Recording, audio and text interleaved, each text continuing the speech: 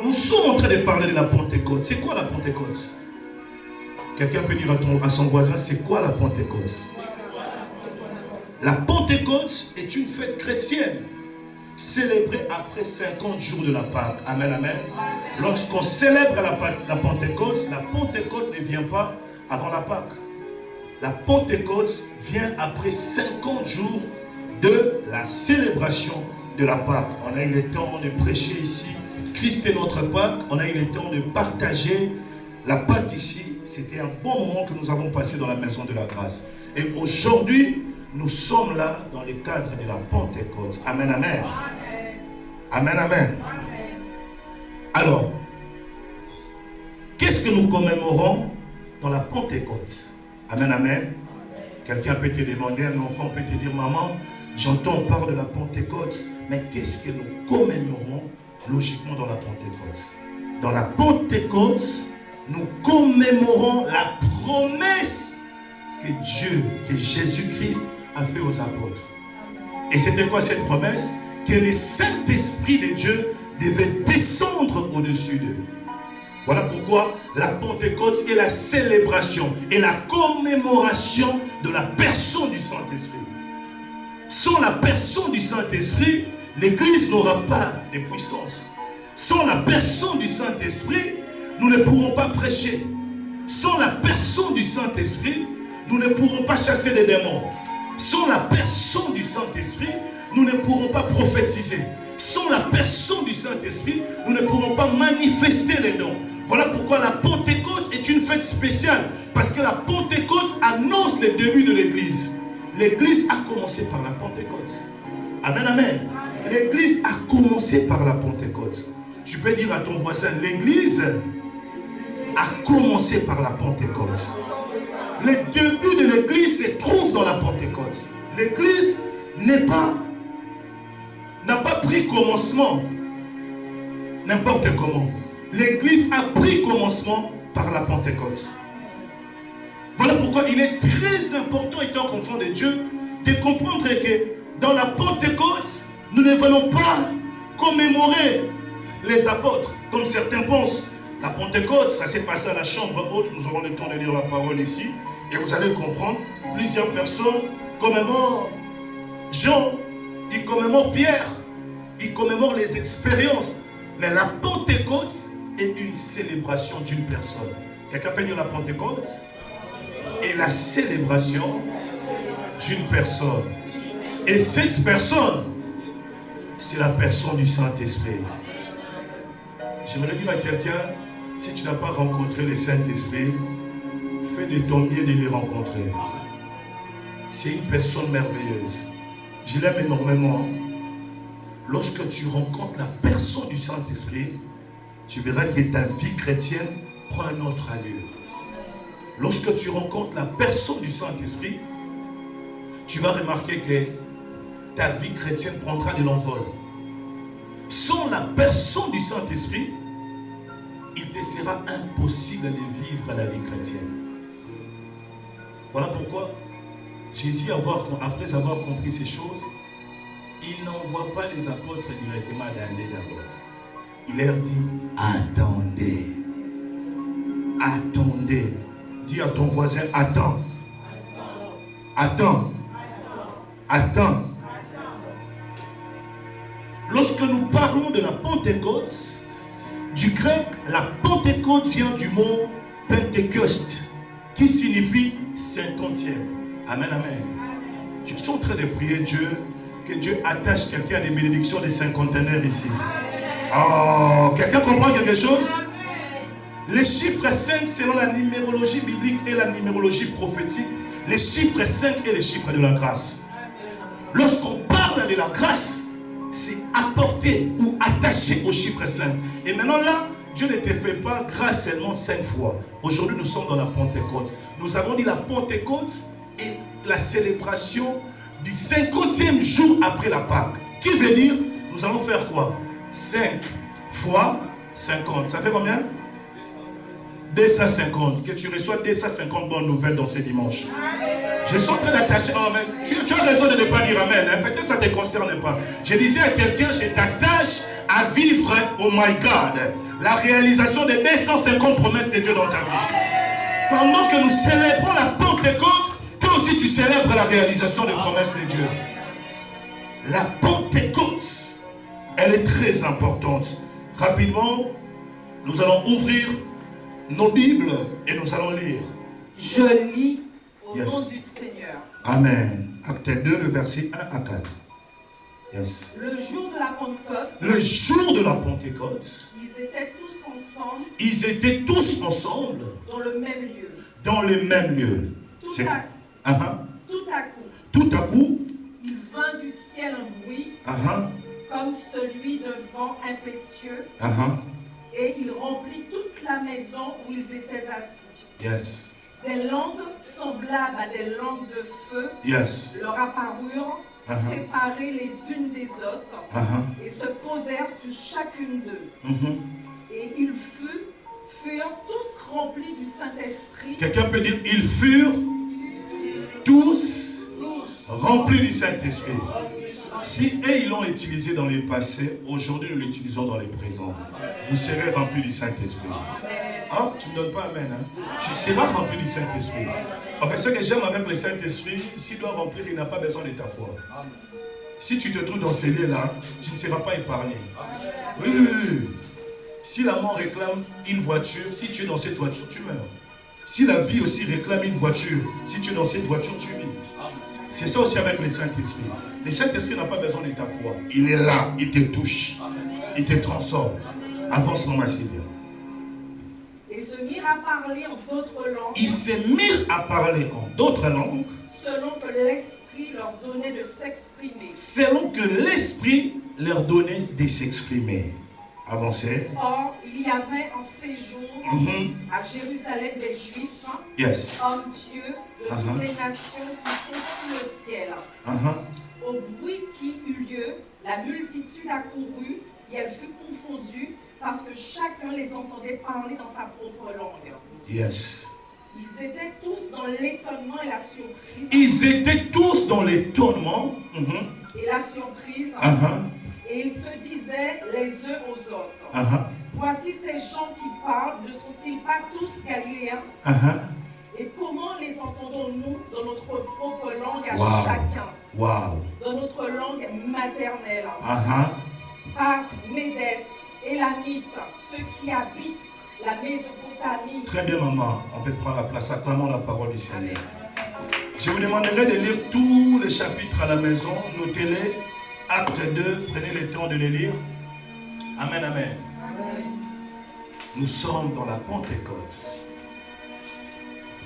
Nous venons de lire les textes principaux de ce dimanche. Nous tournons dans Acte 2, le verset 1 à 4. Vous pouvez aller plus bas pour comprendre. Je parlerai des 5 points. 5 points fondamentaux pour vivre la vraie Pentecôte. Amen, amen. 5 points fondamentaux. Je vais les conjuguer au pluriel. 5 points fondamentaux pour vivre la vraie Pentecôte. Mon thème de cette soirée, je parlerai de quand le Saint-Esprit descend, tout change. Dis à ton voisin, quand le Saint-Esprit descend, tout change. Waouh, c'est fort, hein? Dans ces thèmes, je sors 5 points qui te permettra de vivre la vraie Pentecôte. Et je te dis, quand le Saint-Esprit descend, tout change. Déjà, juste en lisant ces thèmes, en tant que prédicatrice ou prédicateur ou lecteur de la parole de Dieu, vous pouvez comprendre que ces thèmes étudient déjà affirmation. Parce qu'on te dit, quand le Saint-Esprit descend, tout change. Le Saint-Esprit ne descend pas d'abord, premièrement, pour nous donner les dons spirituels. Je suis quelqu'un qui aime les choses de l'Esprit. Je suis quelqu'un qui aime le mouvement du Saint-Esprit. Mais le premier pas du Saint-Esprit, c'est d'abord les changements. Voilà pourquoi vous voyez dans ces thèmes, j'ai dit, quand le Saint-Esprit descend, tout change. La Pentecôte n'est pas seulement la célébration des langues. La Pentecôte n'est pas la célébration seulement de l'infusion du Saint-Esprit. Mais la Pentecôte est aussi la célébration de la nouvelle personne que tu es devenue. La Pentecôte est la célébration de la nouvelle mission que l'Église reçoit. La Pentecôte est la célébration d'un nouveau mandat. La Pentecôte est un renouvellement du Saint-Esprit. Il est possible d'être vêtu du même vêtement pendant plusieurs années, mais lorsque vous allez chez un tailleur, il peut prendre les mêmes vêtements, Maman Sylvia, il les renouvelle, il change un autre modèle. C'est le même tissu, mais qui est retouché. C'est le même tissu qui est renouvelé. Amen, amen. Qu'est-ce que nous devons comprendre au jour d'aujourd'hui? Nous avons lu ces passages de Acte 2, Maman Sylvia a lu pour nous. Nous avons compris une chose, que il y a eu quelque chose qui s'est passé dans Acte 2, le verset 1 à 4. Mais avant que nous puissions arriver à Acte 2, le verset 1 à 4, nous devons comprendre une chose, que le fait que les apôtres puissent se retrouver dans la chambre haute n'était pas un fait d'hasard. Dis à quelqu'un, la Pentecôte n'est pas un fait d'hasard. Il y avait une promesse qui a été donnée. Lorsque Jésus-Christ est en train de retourner vers le Père, je suis dans Luc 24, Jésus est en train de retourner vers le Père. Après avoir été ressuscité, Jésus-Christ voulait partir. Il dit aux disciples, ne quittez pas Jérusalem. Restez ensemble dans la chambre haute. Attendez le Saint-Esprit. Voilà pourquoi j'aimerais dire à quelqu'un, lorsque l'Éternel veut donner une mission à une personne spéciale, une mission pour bouleverser la terre, il ne commence pas d'abord par part, il commence par te faire attendre. J'aimerais dire à quelqu'un, attends. Attends d'abord. J'ai des promesses. On m'appelle prophète, prophétesse. Je suis appelé au ministère. Attends. Dieu ne donne pas les go avant d'abord de faire attendre. Dieu ne précipite pas les destinées. Dieu commence par te il commence par te former avant de te projeter. Dieu commence par travailler en toi avant que tu travailles pour les autres. Dieu ne peut pas utiliser un homme dans lequel il n'a pas travaillé en lui, maman. C'est vrai, Dieu peut utiliser les pierres. Les pierres ont prophétisé dans la Bible. Ils ont adoré les seigneurs, même les animaux. Juliette. Mais avant que Dieu puisse t'envoyer, il te fait attendre. J'aimerais dire à quelqu'un, il y a des personnes qui sont dans l'attente, il y a des personnes qui sont dans les départs. Ce n'est pas parce que tu attends que ton impact sera moins. Élise, tu comprends quelque chose? Ce n'est pas parce que tu es dans les bancs d'attente que tu ne sauras pas être le meilleur. Avez-vous déjà vu dans des matchs où il y a des joueurs qui entrent pendant 50 minutes, ils ont joué, n'ont pas marqué les buts. Vous allez voir, au 90e minute, on fait entrer un joueur. Et ce joueur entre, il marque les buts, tout le monde, l'équipe a gagné. J'aimerais dire à quelqu'un, l'attente est plus meilleure que la précipitation. Il y a certaines victoires, tu ne l'auras pas parce que tu te précipites. L'attente, la Pentecôte aujourd'hui, Dieu m'envoie avec un message pour dire à quelqu'un, attends. Ne commence rien sans Dieu. Ne dis rien de la part de Dieu si Dieu ne te l'a pas donné. L'un des grands problèmes avec mon église, aujourd'hui tout le monde s'élève, c'est nos prophètes, prophétesses, pasteurs, apôtres, docteurs, que sais-je. Tout le monde dit au nom de Dieu. Parfois il y a des prophéties que vous recevez sur TikTok à gauche, à droite. Dieu n'est pas conscient de toutes ces choses. Hein? Je vous dis la vérité les amis. Plusieurs personnes vous disent Dieu m'a dit. Parfois c'est l'esprit de leur grand-père qui parle en eux. Parce que Dieu ne peut pas parler dans des vases qui ne sont pas transformés. Dieu ne parle pas dans la bouche de personnes qui n'ont pas été brisées. Même Moïse, avant qu'il se serve de lui, il devait le briser. Parce que quand Dieu passe dans un homme, il reflète l'humilité. Dieu ne passe pas dans l'orgueil. Dieu ne passe pas dans les apparences. Les disciples, c'était des hommes et des femmes qui n'avaient aucun lévassi à la. Ils n'avaient aucune apparence qui pouvait retenir des gens. Même Jésus-Christ lui-même, il n'était pas spécial. Il n'avait pas un déguisement comme ça, une grosse croix comme nous le portons aujourd'hui. Isaïe dit, il n'avait ni beauté, ni éclat pour attirer. Quand l'Éternel te dit d'attendre, c'est parce que après avoir attendre, qu'est-ce qu'il va te faire? Il va t'étendre. Dieu ne peut pas t'étendre sans attendre. Quelqu'un comprend quelque chose?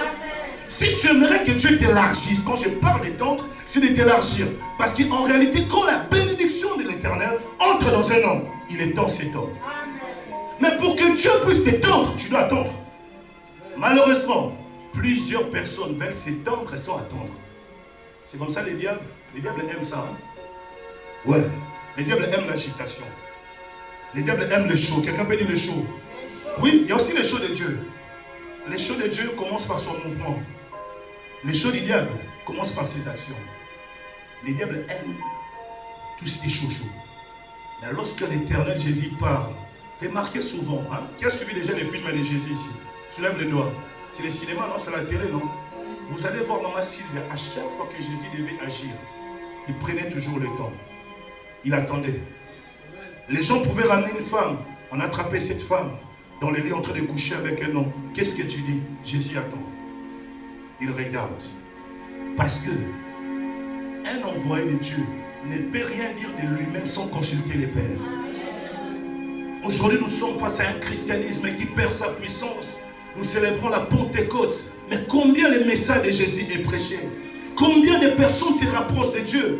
Plusieurs viennent à Jésus pour ceux qui doivent gagner. Mais peu viennent à Jésus pour la transformation du cœur d'abord. Dieu n'a rien à voir avec notre travail. Dieu n'est pas contre notre mariage, non. Dieu n'est pas contre notre réussite. Mais ce qu'il aimerait premièrement, c'est notre changement. Tu ne peux pas servir le Seigneur si le Saint-Esprit de Dieu ne t'a pas transformé. Nous sommes dans une génération où tout le monde se presse à servir, peu accepte d'être transformé d'abord. Ce n'est pas le service qui amène la transformation, c'est la transformation qui amène les services. Mettez-moi cet homme à part pour la mission que je les ai envoyés. Quand Dieu te demande d'attendre, parce qu'il sait, il y a de grandes choses qu'il doit faire avec toi.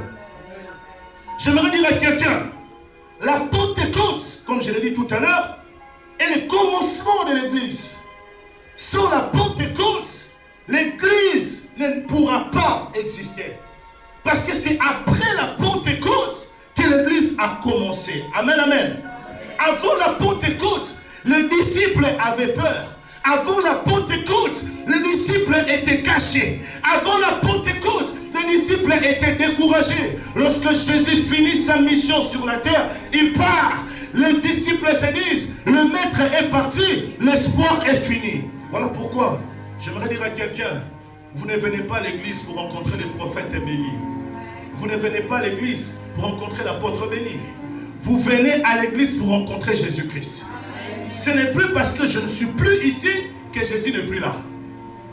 Parce que quand Jésus est parti, les disciples sont tombés dans la peur. On les persécutait, c'est vrai. Les disciples, ils sont tombés dans le découragement. Ils se sont cachés. Mais ce que j'aime, après la Pentecôte, les disciples se sont mis à prêcher la parole de Dieu avec la puissance. Après la Pentecôte, les disciples ont commencé à guérir les malades. Après la Pentecôte, ils ont gagné des milliers de personnes en Jésus-Christ. Vous savez, avant la Pentecôte, les disciples avaient peur. Hein? Avant la Pentecôte, ils étaient découragés. Élise, si tu vis la Pentecôte, il y aura un avant et un après. Quelqu'un comprend quelque chose? Quelqu'un peut dire il y a un avant et un après. La différence. Quelqu'un peut dire la différence entre l'avant et l'après se situe sur la personne du Saint-Esprit. C'est la personne du Saint-Esprit qui permet que tu aies un avant et un après. Rappelez-vous dans 2 Corinthiens 5, le verset 17. Si une personne est en Christ, il devient quoi? Une nouvelle créature. Toutes choses anciennes sont faites quoi? Sont passées. Qui veut dire ancien, c'est quoi? Avant, non? Après, maintenant, qu'est-ce qui se passe? Il y a de nouvelles choses. À chaque fois que nous vivons la Pentecôte, il y a la différence. Je voudrais qu'en sortant d'ici, que les gens voient la différence. Parce que plusieurs ne sont pas entrés ici. Plusieurs n'ont pas vu ton parler en langue. Plusieurs ne savent pas que tu prophétises. Plusieurs ne savent pas que tu te mets à genoux devant Dieu pour l'adorer. Les amis qui sont restés à l'école, les collègues qui sont restés en entreprise, ils ne connaissent pas la Pentecôte. Mais ils peuvent vivre la Pentecôte par la différence que le Saint-Esprit fera en toi. Par la différence qu'il fera en toi lorsque ton caractère sera changé. Amen, amen. Je veux dire à quelqu'un que lorsque la Pentecôte se passe dans la vie d'une personne, on voit la différence. Il ne faudrait pas la personne que tu étais dans la semaine passée, tu le sois dans cette semaine ici. Aujourd'hui, le Saint-Esprit de Dieu aimerait mettre la différence dans ta vie. Le Saint-Esprit de Dieu veut te remplir. Le Saint-Esprit de Dieu veut te restaurer. Le Saint-Esprit de Dieu veut te renouveler. Le Saint-Esprit de Dieu veut t'envoyer dans la mission du Seigneur. Il doit faire la différence. Quelqu'un peut dire Saint-Esprit de Dieu, fais la différence en moi. La Pentecôte, c'est la différence. Tu ne peux pas vivre la Pentecôte et ressembler à tout le monde. Dans la Pentecôte, il y a ce qu'on appelle l'accomplissement de la promesse de Dieu. Dans Joël 2, le verset 28, la Bible déclare, après cela, je répandrai mon esprit sur toute chair. Depuis l'Ancien Testament, Dieu avait promis l'Esprit, le Saint-Esprit. C'est dans Joël 2, le verset 28. La Pentecôte est l'accomplissement de la promesse de Dieu. J'aimerais dire à quelqu'un, si Dieu a accompli sa promesse dans la Pentecôte, c'est que les promesses qu'il t'a fait particulièrement s'accompliront aussi. Je suis en train de lever ma main. Je suis en train de déclarer que les promesses de l'Éternel s'accomplissent aujourd'hui dans ta vie. La Pentecôte est le message qui nous prouve que Dieu ne ment pas. Dans Joël 2, le verset 28, Alicia, le prophète est en train de dire, dans les derniers jours, l'Éternel répandra son esprit sur toute chair. Vos fils et vos filles prophétiseront. Je voudrais dire à un fils et à une fille qui est ici. Cette promesse de la prophétie est réelle. Joël a soupiré de prophétiser comme nous prophétisons aujourd'hui. C'était une promesse. Aujourd'hui, ça devient une réalité. La Pentecôte est la réalité de la promesse de l'ancienne alliance. Voilà pourquoi j'aimerais dire à quelqu'un, les promesses que Dieu t'a faites deviennent une réalité dans cette saison. Ah, dans la main, il ne revient pas. Hein? Non. Alléluia. Joël, lui, il a prophétisé. Il dit, dans les derniers jours, je répandrai mon esprit sur toute chair. Les amis, est-ce qu'on a dit, je répandrai mon esprit sur les pasteurs? Non, c'est dans vos Bibles, peut-être je me trompe. Est-ce qu'on a dit, je répandrai mon esprit sur les chrétiens? Il y en a qui vous dit qu'un païen ne peut pas être rempli du Saint-Esprit? Qui vous dit qu'un musulman ne peut pas être rempli du Saint-Esprit? Hier, j'ai prié pour une dame qui s'appelle Fatimata. Elle a l'hernie discale. Je l'ai entendu parler au téléphone dans les erreurs. Elle disait, j'ai très mal. Je travaille beaucoup. Elle parle au téléphone. Je me suis permis d'entrer dans sa discussion. Plus elle parlait, plus elle expliquait ses problèmes, plus je sentais le feu brûler en moi. Je regarde la dame, il nous restait des stations pour que moi je descende. Je regarde la dame, j'ai dit, vous me permettez, je peux prier pour vous. Il dit, moi je ne suis pas chrétien. J'ai dit non, non. La prière n'a pas été faite pour les chrétiens. Joël 2, le verset 28, la Bible déclare, dans les derniers jours, je répandrai mon esprit sur toute chair. Qui veut dire, toute personne qui a une chair est capable d'être impactée par le Saint-Esprit. J'ai dit à la dame, je te demanderai, elle me dit, j'ai pas l'argent. J'ai dit, madame, j'ai pas besoin de ton argent. Comme ils sont habitués à voir des marabouts, il faut donner l'argent. Elle me dit, mais oui, je sais que tu peux m'aider. Pendant que tu parles, je sens cette certitude. Mais je voudrais te dire, je n'ai pas d'argent. J'ai dit, non, non, je ne suis pas là pour votre argent. Permettez-moi juste de toucher votre main. Est-ce que je peux prier pour vous? J'aimerais dire à quelqu'un, le Saint-Esprit de Dieu ne touche pas seulement les chrétiens.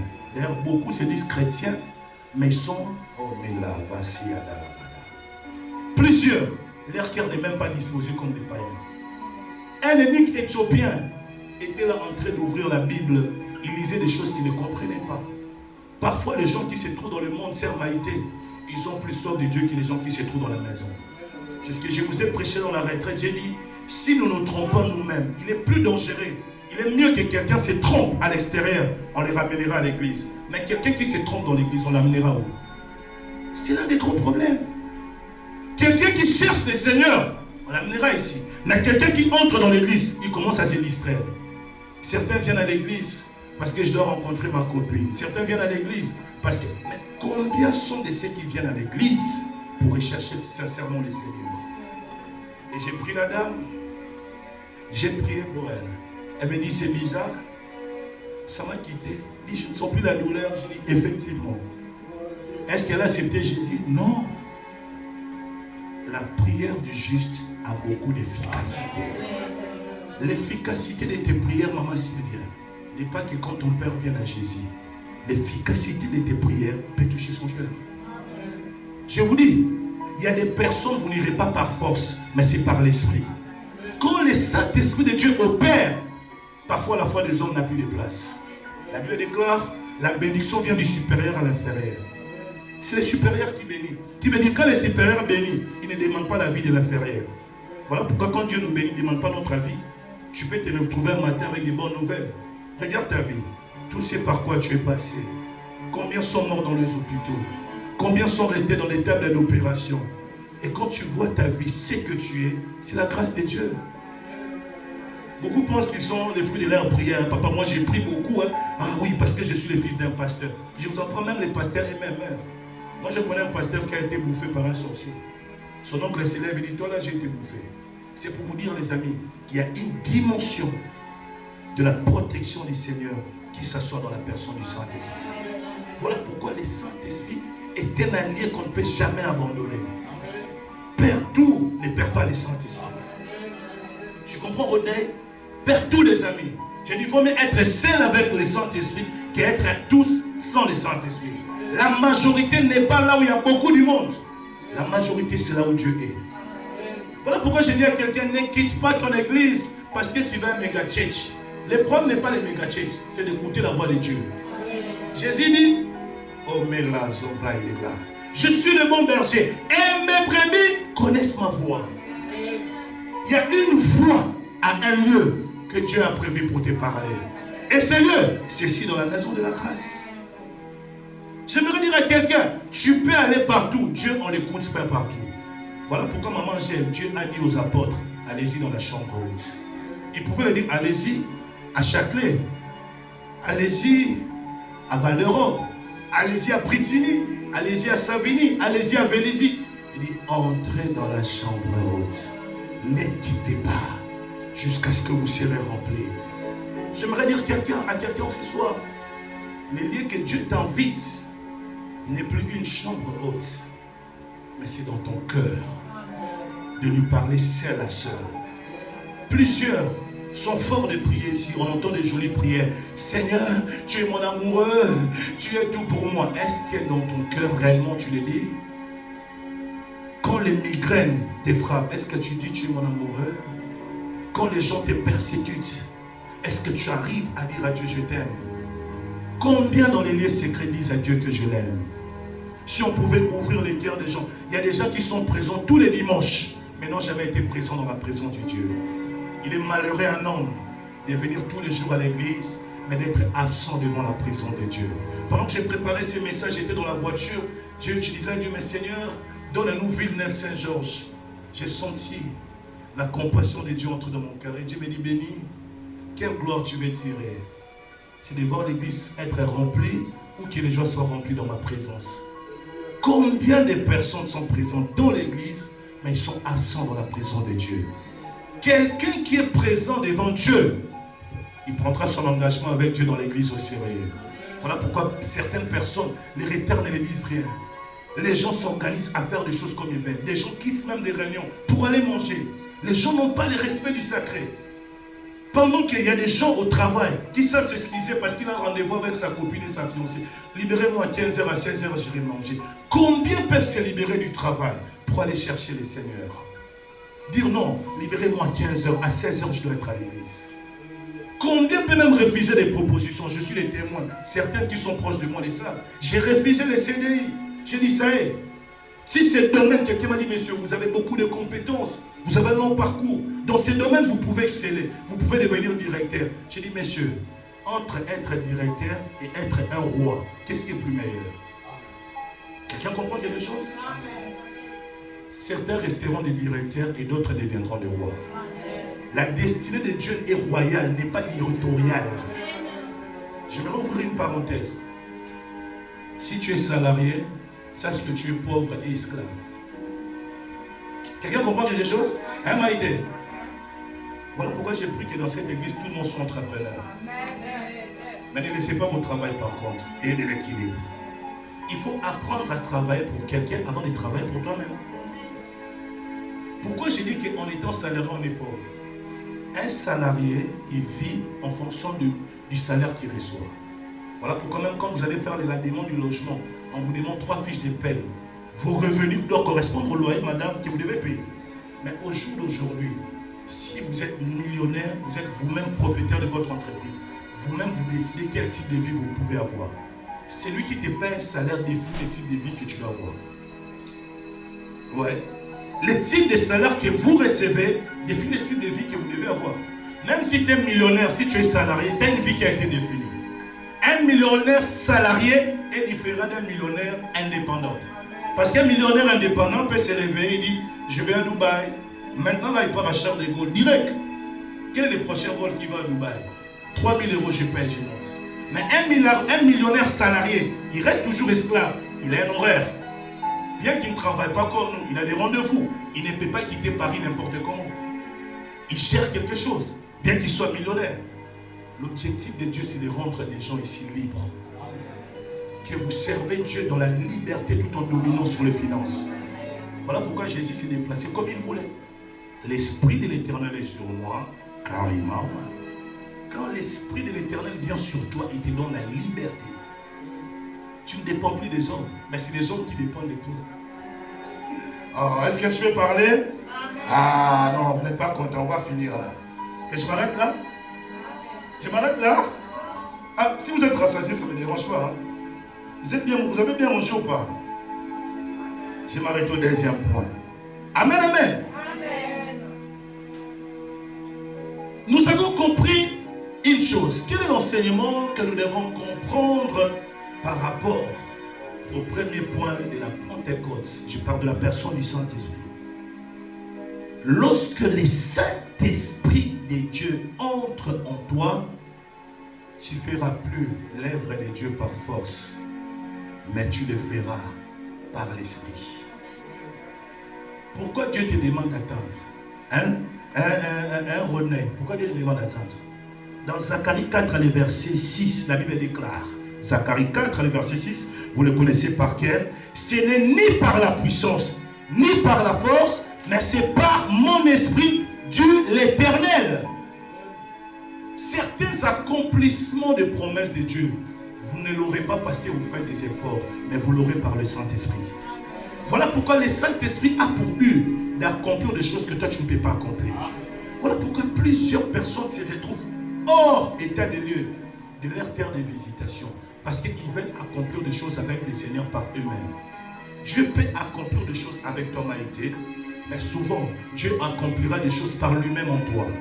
Parce que le Saint-Esprit de Dieu est la présence de Dieu dans un homme. Lorsque le Saint-Esprit de Dieu est en toi, maman Sylvia, tu peux échouer 5600 fois. Sache que tu le seras. Voilà pourquoi moi, quand quelqu'un me dit, mais papa, qu'est-ce qui prouve vraiment que toutes les promesses de Dieu s'accompliront dans ma vie? Je ne demande pas sa vie de prière. Je ne demande pas qu'est-ce que tu fais pour que les promesses de Dieu. Si vous allez voir des motivateurs, ils vous diront, il faut travailler. Les amis, travailler c'est bien. Mais je sais des gens qui travaillent beaucoup, qui n'ont pas le minimum de ce que vous avez. Vous le savez? Il y a des gens qui travaillent pour 1 euro le jour. Hein? Il y a des gens qui travaillent pour 1000 euros le jour. C'est pour vous expliquer ce qui permet l'accomplissement de promesses de Dieu dans ta vie. Élise, c'est lorsque le Saint-Esprit de Dieu est en toi. Parce que la Bible dit, ce n'est ni par la force, ni par la puissance. Qui veut dire quelqu'un peut être puissant échoué. N'avez-vous jamais appris des hommes puissants échoués? N'avez-vous jamais appris des hommes puissants, des femmes puissantes tombées? Bien sûr. Mais quand vous êtes dirigés par le Saint-Esprit. Les amis, c'est inévitable que vous puissiez échouer.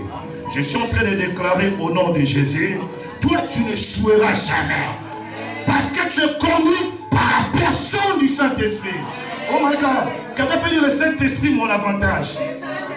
Ah, ça nous a retrouvés ici. Tu ne peux pas échouer. Toi, les promesses de Dieu s'accompliront en toi. Pourquoi? Tu tiens toujours à ses promesses quand son esprit habite en toi. Voilà pourquoi l'une des choses qui me prouve que tu vivras les promesses de Dieu, pasteur, c'est parce que le Saint-Esprit en toi. Partout où le Saint-Esprit habite, c'est un lieu dangereux. Moquez-vous de qui que ce soit. Moquez-vous des prophètes, des pasteurs. Mais faites attention. Il y a des hommes que vous croirez vous moquez d'eux. Vous moquez de l'Esprit de Dieu qui habite en eux. J'aime ce que les apôtres ont dit. Vous croyez mentir. Ananias et Saphir, ils ont vendu leur parcelle. Un couple dans l'église, hein, comme ici il y a des couples. Les pasteurs leur demandent, qu'avez-vous fait avec ce que vous avez reçu? La femme à son tour, elle entre. Non, c'est l'homme qui vient en premier. Il entre. C'est comme ça les couples. Que Dieu vous donne des partenaires qui savent sauver vos vies. La femme ment, l'homme aussi vient mentir.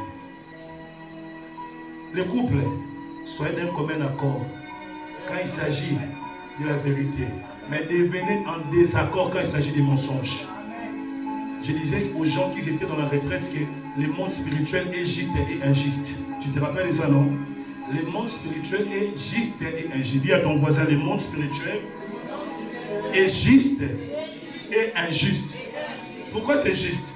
C'est juste dans le contexte qu'il y a un principe qui a été donné. Qui tombe dedans a une conséquence. Celui qui sème, il moissonne. Mais l'injustice, c'est quoi? Tu peux moissonner ce que tu n'as pas sémé. Indirectement, quelqu'un peut te conduire dans une erreur. Comme Adam. Adam, ce n'est pas lui qui est allé manger les fruits en premier. C'est la femme qui a mangé. Dans la logique de la loi, Adam, il devait être considéré comme un receleur. Parce que ce n'est pas lui. Lui, on a amené un fruit qu'on a volé. La personne qui a volé, qui a menti, c'était Ève. Mais quand Dieu s'est mis à maudire, est-ce qu'il a laissé Adam? Il a laissé Adam? Il maudit Ève, n'est-ce pas? Il dit à Ève, tu enfanteras par la souffrance. Il dit quoi, Adam? Tout ce que tu cultiveras, la terre te produira les épines. Alors que quand il lui avait béni, la terre produisait les fruits. Automatiquement, Adam, maintenant, quand il cultive la terre, à la place que la terre ne produit les fruits, la terre lui produit les épines. Et voilà pourquoi l'homme, il va chercher à faire l'agriculture en mettant des tracteurs pour prendre les épines, combattre les épines.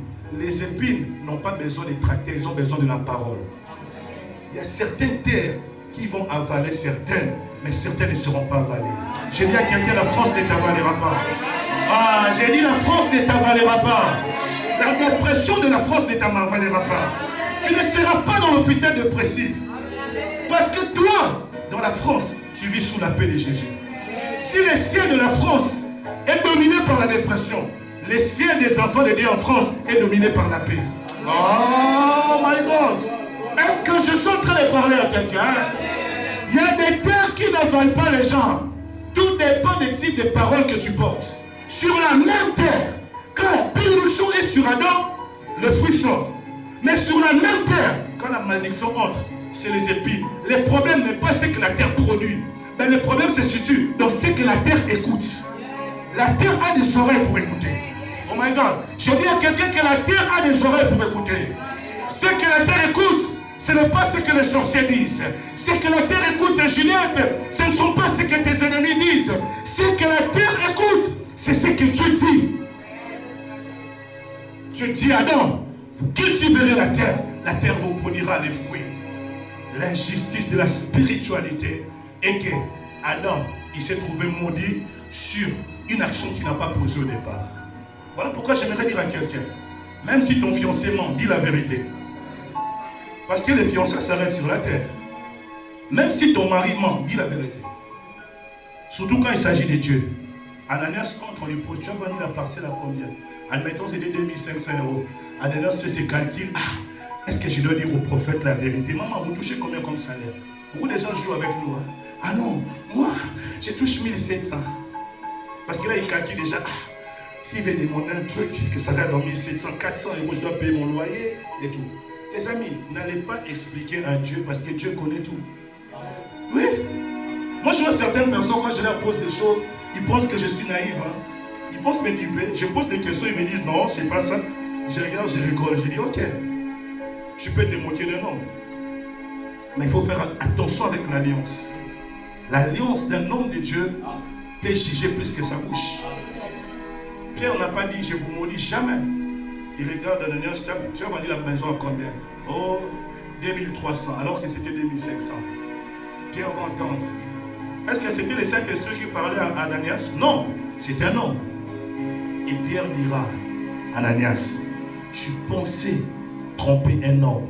Tu as trompé le Saint-Esprit de Dieu. Sur place, la mort tombe sur toi. Boum, il est mort. Sa femme aussi, elle entre. On pose des questions à la femme. Avez-vous vendu la parcelle, vrai ou faux? Oui.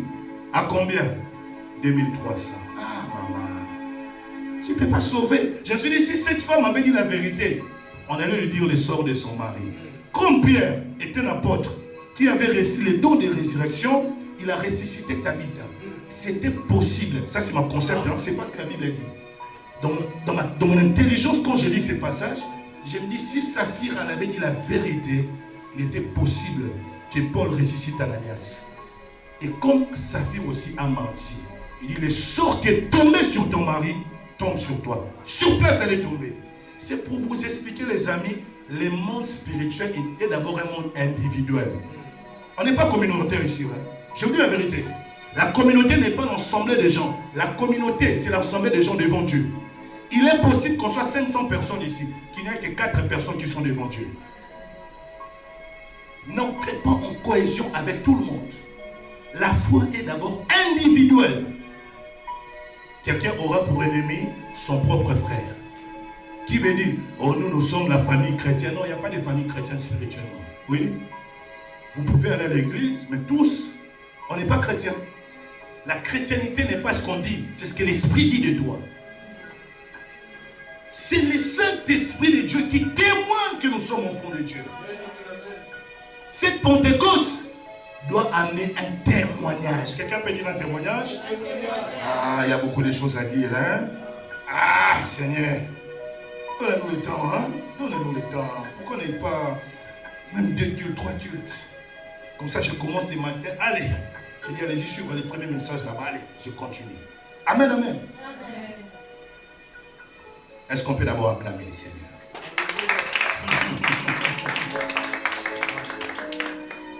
Alléluia. Oh, Sheva, Soneblada, Barabara. Je vais passer. Je vais rester ici, on va finir. Quelqu'un peut dire le Saint-Esprit transforme. J'ai dit, en sortant d'ici, il faut qu'il y ait une différence.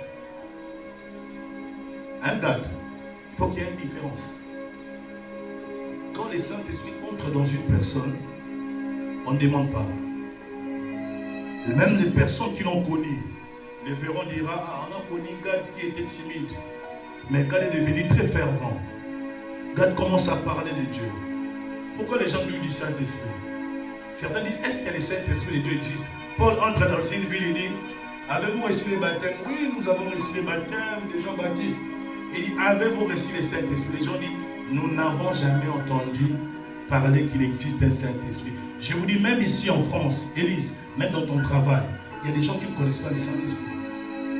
Tout ce que tu reçois dans la prière, les sensations que tu sens, la parole de Dieu qui te parle dans des rêves, dans des visions, beaucoup ne le connaissent pas. Les amis, quand le Saint-Esprit entre en toi, il y a la transformation. Avant la Pentecôte, Pierre, il avait peur. Vous allez le lire dans Acte 2, Acte 2. Les disciples se cachaient. Ils ne s'exposaient pas. Mais après la Pentecôte, quelqu'un peut dire après la Pentecôte? Oh my God, j'ai vu ces faits entrer ici. Après la Pentecôte, un feu est descendu, comme Maman Sylvia l'a dit. Un bruit s'est fait. C'est que j'aime. À chaque fois qu'elle est destinée vers sortir, il y a un bruit qui s'annonce. Je suis en train de dire à quelqu'un, il y a un bruit qui est en train de s'annoncer dans ta vie. Ah, il y a un bruit qui est en train de s'annoncer pour des bonnes nouvelles. Ce n'est pas un bruit mauvaise nouvelle. Lorsqu'il y a un bruit qui s'annonce dans la bouche d'une femme enceinte, on comprend qu'il y a un enfant qui veut naître. Je suis en train de parler à ta matrice spirituelle. Je ne sais pas qu'est-ce que tu portes comme promesse. Je dis à quelqu'un, il y a un bruit qui est en train de s'annoncer.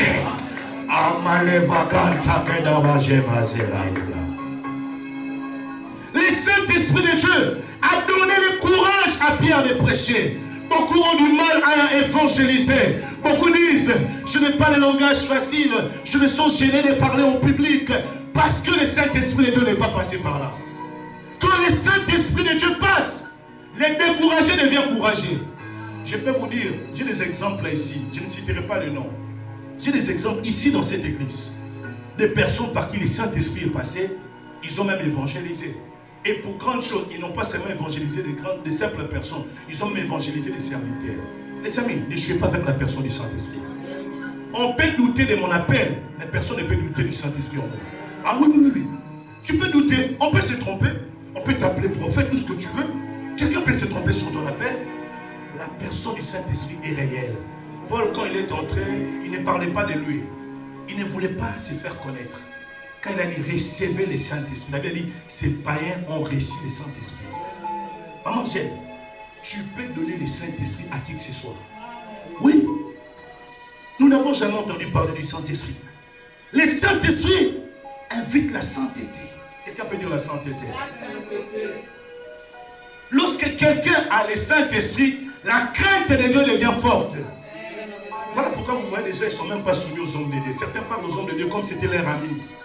Ouais, tu vois, et tout, voilà. Les gens n'ont pas le respect du sacré. Les sacrés quittaient l'église de la France.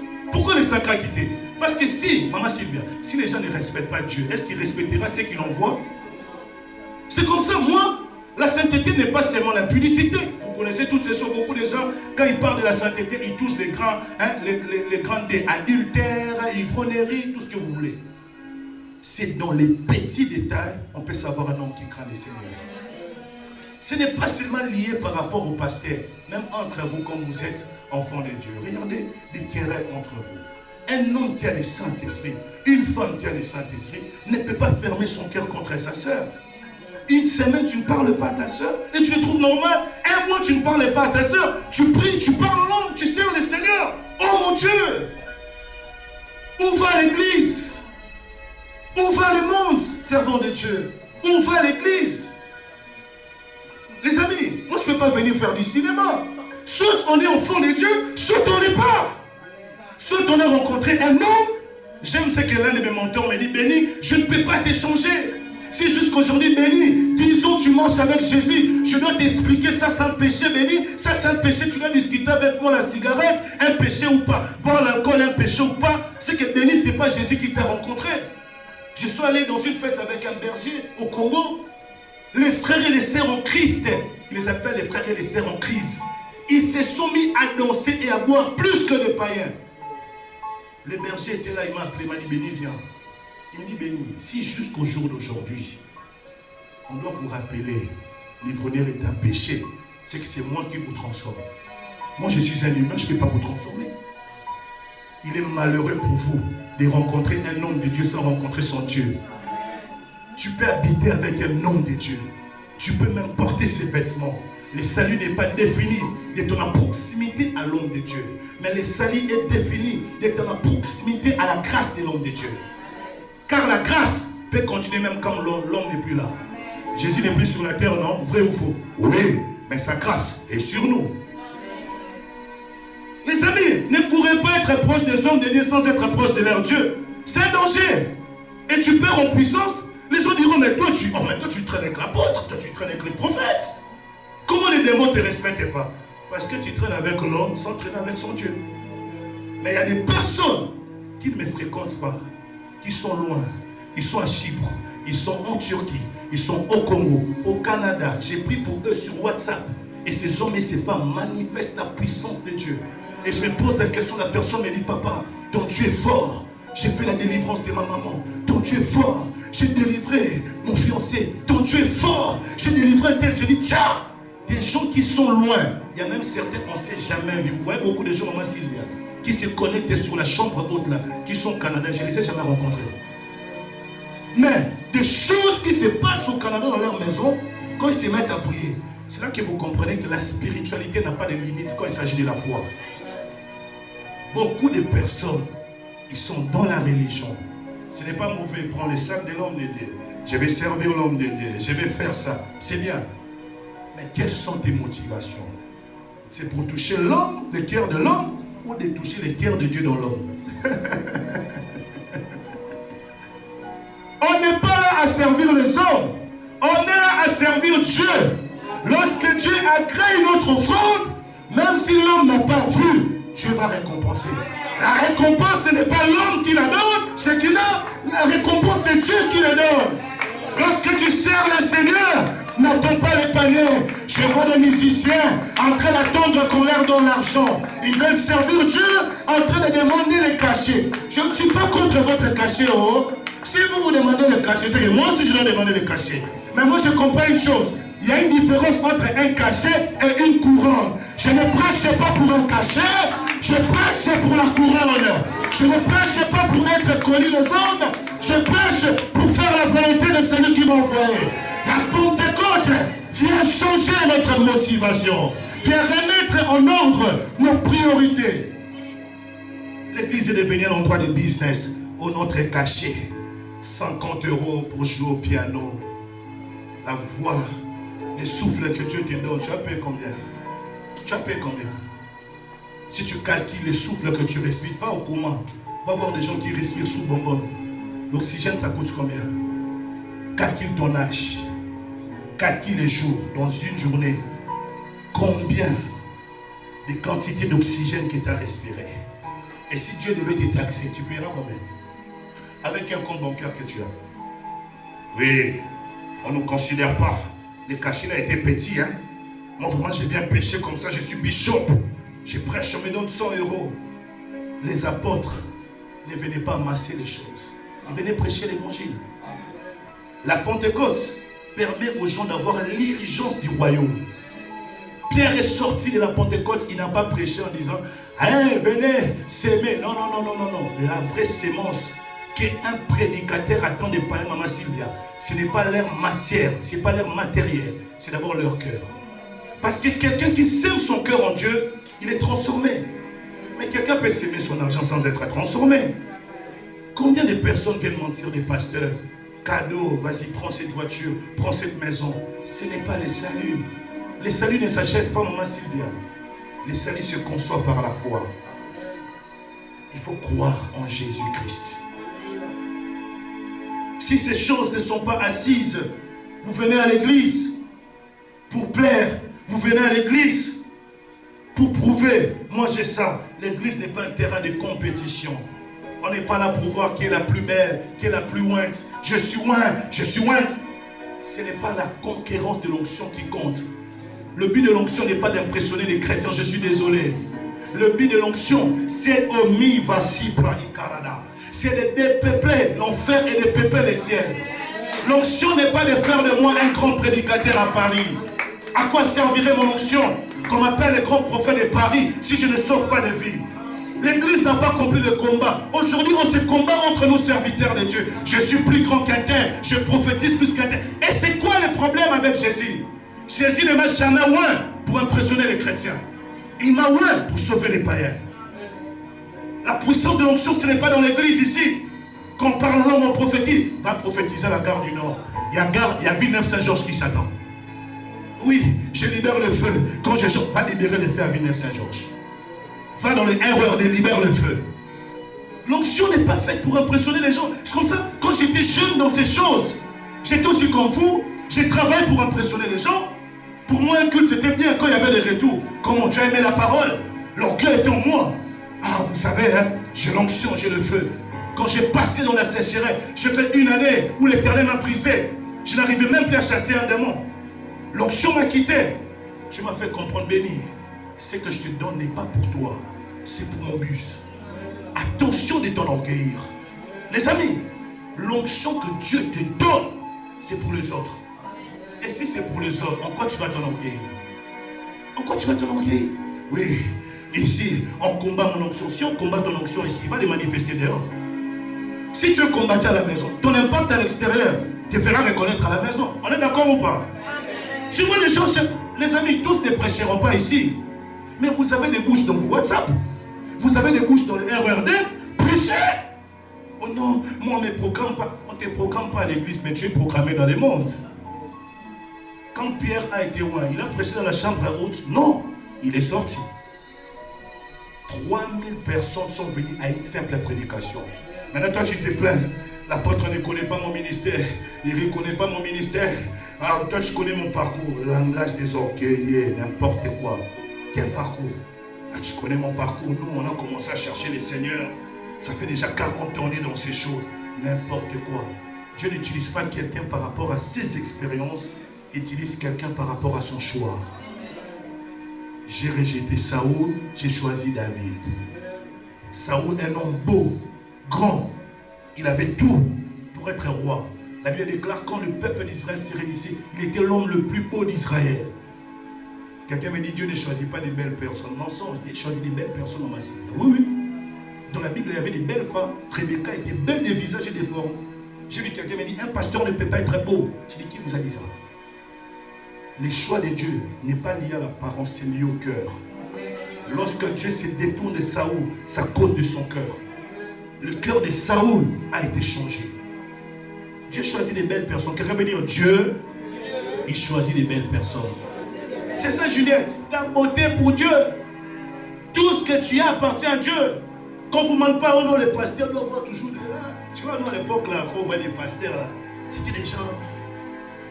J'aime cette génération parce qu'on a des pasteurs qui sont frais, des servants de Dieu qui sont fraîches, qui sont tout. Dieu choisit tout. Parce que le choix de Dieu n'est pas lié à l'apparence, c'est lié au cœur. Je vous dis la vérité. Les gens qui disent les vilains, là, il y a des vilains qui sont gays. Hein?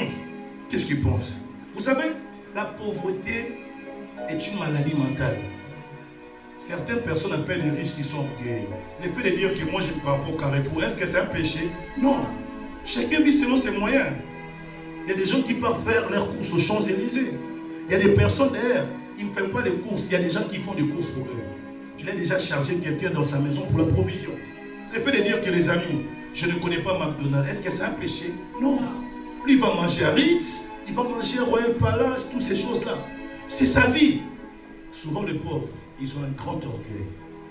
Qu'est-ce qu'il veut montrer? Il ne veut pas montrer, c'est sa nature. Certains d'entre vous, vous jugez des personnes qui sont dans leur saison de gloire. Oh, cette sœur-là, pourquoi qu'elle chante, elle fait comme ça? Les amis, c'est sa saison. C'est sa saison. Lorsqu'on acclame l'autre, acclame-les. Toi aussi, ton temps viendra, on t'acclamera. L'un des problèmes de l'église, les gens ne savent pas acclamer les autres.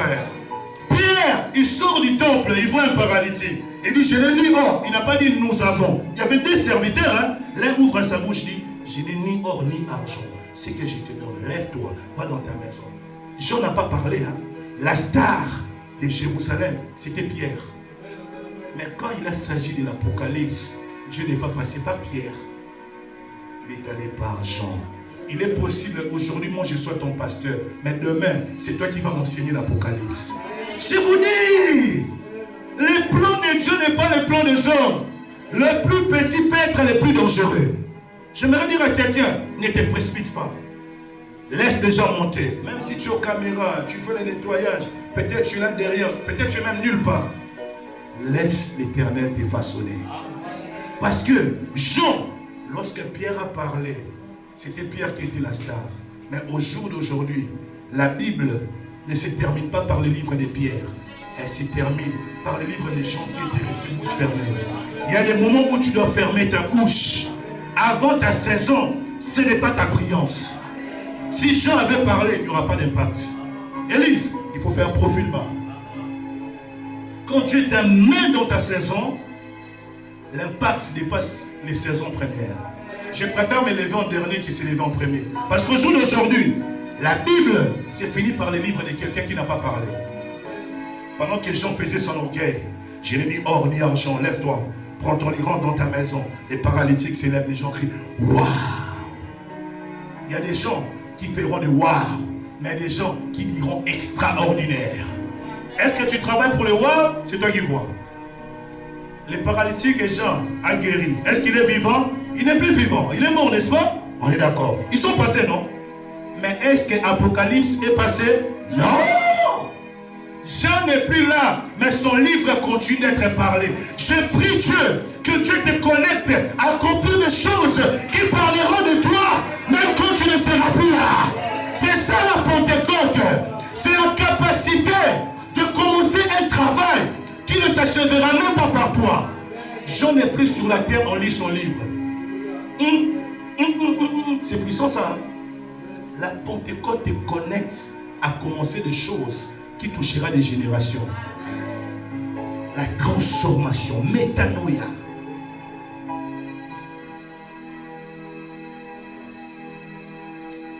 J'aime la parole.